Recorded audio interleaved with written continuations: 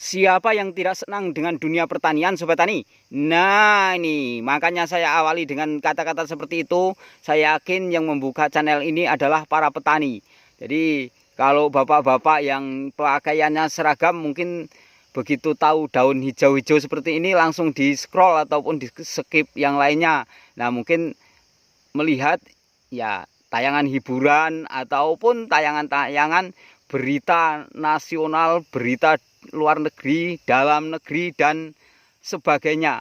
Nah, termasuk ya sekarang sedang panas-panasnya berita tentang ijazah palsu. Nah, ini mungkin semuanya sedang membuka itu sibuknya. Nah, ini dunia pertanian menyajikan dari channel Cowboy Tani Vlog ini menyajikan yaitu sayuran, yang mana sayuran Sobat Tani ini menghadapi musim panas untuk wilayah di tempat saya ini, insya Allah hari demi hari akan merangkak naik, yaitu perlahan tapi pasti gitu.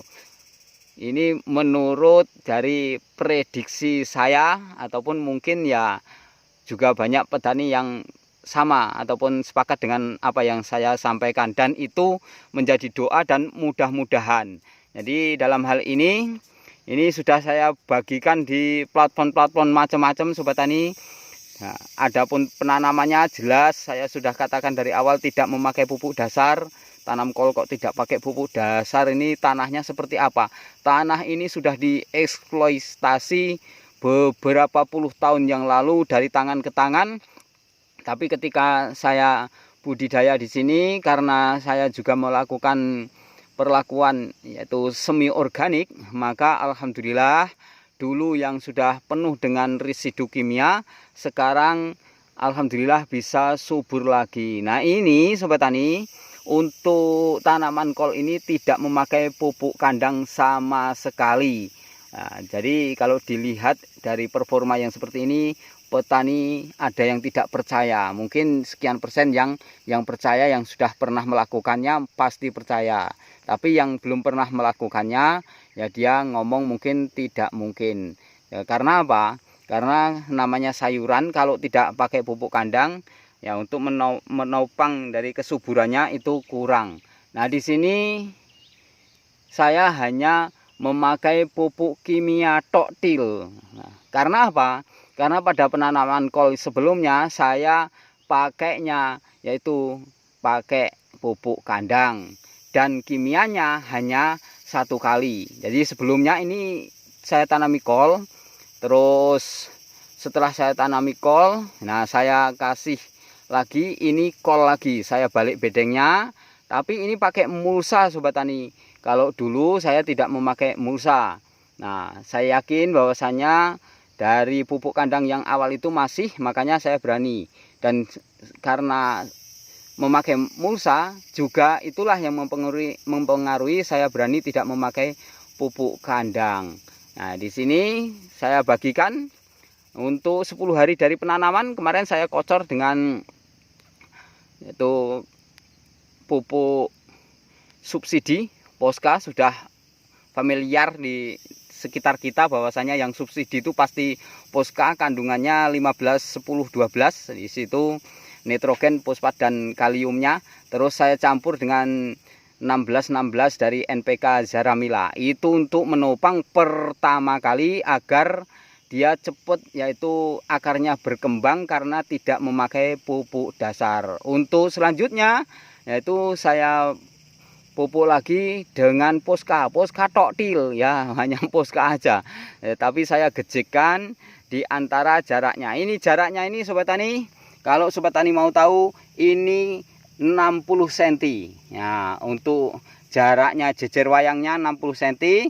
Untuk ke arah kesananya itu semuanya saya bikin 60 cm, tapi untuk satu bedeng ini saya isi 3, makanya agak rapet. Tapi saya untuk walang ataupun gigi gergaji saya gang sana gang sini, sehingganya walaupun 60 cm dalam satu bedeng diisi 3 baris nampak rapat seperti ini. Nah, ini untuk pemupukan pertama. Kedua, nah saya gejikkan seperti itu di tengah-tengahnya, jadi 30 cm jaraknya. Saya yakin akarnya pada saat usia generatif itu sudah memenuhi di dalam plastik mulsanya ataupun di dalam bedengannya. Nah, untuk yang selanjutnya Sobat Tani, untuk di usia 36 hari saya kasih KCL. Nah, KCL itu kalau bisa ya toktil KCL aja nggak apa-apa. Kalau yang lebih bagus masih dikasih yang pupuk sistem 16 seperti NPK juga bagus, NPK apa saja gitu aja, ataupun Poska yang di situ Poska subsidi boleh, Poska plus boleh. Nah, itu dicampur tapi ada KCL-nya karena itu sudah benar-benar fase generatif, yaitu untuk membuat buah kalau buah-buahan. Nah, adapun kol ini walaupun bulat itu kalau saya ya mengakuinya sebagai buahnya, itulah fase generatif untuk membuat buahnya ruasnya rapat-rapat dan dia akan keras, tidak keropos nantinya. Nah, itu untuk KCL-nya dan bobotnya juga akan bertambah. Untuk yang terakhir kemarin masih saya kasih lagi. Nah, itu Poska subsidi toktil, sudah nggak ada apa-apanya. Tapi karena ini sudah tidak bisa dianukan Sobat Tani, dibiak ini tidak bisa, dibuka tidak bisa, ditugal tidak bisa, maka saya kocorkan, nggak tahu entah lubangnya kemana. Yang penting saya kocorkan di tengah-tengahnya, di sela-selanya antara batang ke batang. Begitu masuk di nozzle kocor itu yang pakai gribo itu, saya masukkan, saya pijet makrot. Ya gitu aja. Pokoknya saya yakin bahwasanya ketika di dalam plastiknya ini, nah seandainya hujan pun ataupun tidak hujan pun, karena itu air pasti masuknya ke dalam tanah. Nah, dia tidak kemana-mana dan pasti akan dimakan karena akarnya sudah sampai ke mana-mana. Itu yang terakhir. Dan untuk ini tinggal kita nunggu, mungkin ini dalam waktu 10 hari lagi sudah bisa dipotongi hampir merata.